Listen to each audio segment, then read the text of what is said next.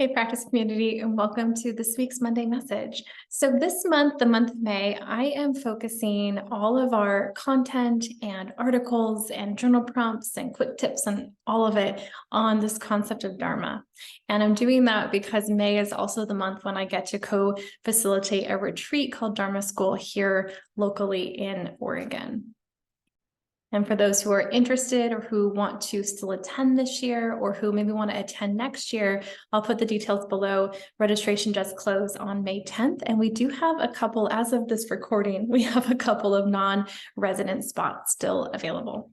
But let's point back to what is this thing called dharma? Where does it come from? Why does it matter? Why does Andrew keep talking about it?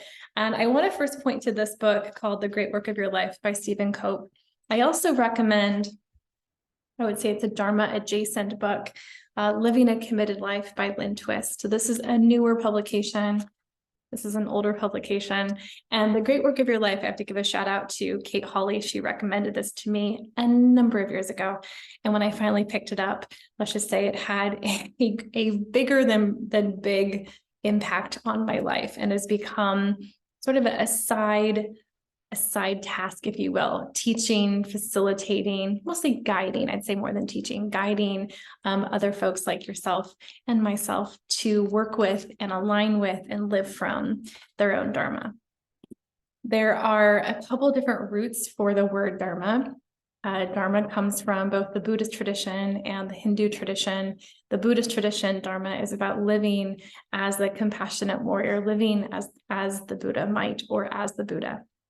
And in the Hindu tradition or in the Indian tradition, dharma means right action, skillful action, right responsibility, or sacred duty. It's about knowing that the actions I take are in alignment and an aligned expression of who I am. And the first, I believe the first time this word appears in any text is in the Bhagavad Gita, which is what Stephen Cope's book is all about. So micro amount of history there. But why am I so fascinated or lit up by this topic, and why do I think it matters to bring especially into this community of coaches and those of you who have oriented your work in the alignment of service to others? When we are in touch with or in tune with or aligned with our dharma or with dharmic action, then we know intrinsically and intuitively and innately that how we're showing up is the best way we could possibly be showing up. And in the West, I think the best gets interpreted as perfection or morally correct. But when we think about this from a different tradition, right just means truthful. So the most truthful place or truthful way or most honest way for me to show up in service to another, that would be in service to my dharma. And so today and this week, I'm going to share some prompts tomorrow. There's a couple other supportive tools coming throughout the week. I want to specifically point to a quote that Stephen Cope shares in The Great Work of Your Life about an aspect of dharma he calls the intersection. Let me just share this with you. He says, dharma is born mysteriously out of the intersection between the gift and the need of the times. Dharma is a response to the urgent, though often hidden, need of the moment. Each of us feels some great aspect of the world suffering acutely. It tears at our hearts. Others don't see it or don't care, but we feel it. We must pay attention. We must act. This little corner of the world is ours to transform. And he doesn't mean transformation as in it's ours to save, or it's ours to fix, or ours to rescue. I think what he means is it's ours to tend to in the world, but also by way of doing that, we're going to tend to it within ourselves. The two do not get to be separate or severed from one another.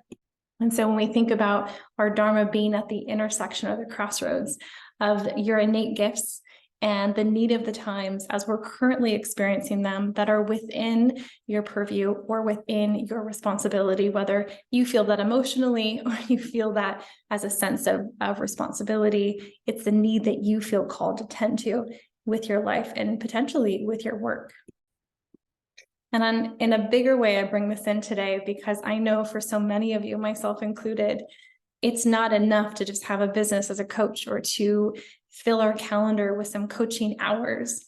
I know each of you are deeply pursuant of a more meaningful existence and a more meaningful impact by which you can bring your work as a coach or a facilitator or consultant or a practitioner, however it is you want to define the role that you're fulfilling. I know that the act that happens in that facility, in that faculty of using your skills and your gifts is potentially transformative for the people you're working with, but also for yourself. And I think sometimes we can lose sight of that. We can lose sight of the why or the bigger purpose or the bigger meaning behind the thing we're showing up for, especially when the business seems to not be doing what we want it to do, or it gets a little struggle bussy, or it starts to feel like, is this ever going to work? Or maybe it's working really, really well. Can I keep up with it? Can I continue to evolve? Can I be imperfect and vulnerable and courageous and still do right by the thing that I feel inspired to share with the world? And I think Dharma is just one of those tools that we can look to support us and what's going on internally as much as what we provide and show up externally for in the world. And so if that aligns for you or your thinking or your own model of the world, or you resonate with that, then I hope you enjoy the prompts I'll share tomorrow and some more things throughout the month that I think are going to bring this into your life, maybe just a little more deeply. And again, if you want to take it to a much bigger level and you want to sit in a contemplative space for 5 days and work with your Dharma and discern it and wrestle with the doubts that arise inevitably when we name it or claim it, or even just sit with it in some big or small way, then I recommend checking out Dharma School. All the details are below. All right, y'all, have a wonderful week here in the community and in your practice, both personally and professionally, wherever that might take you. And I look forward to seeing you here online, and look for all those supportive resources throughout the month. All right, take care. Bye for now.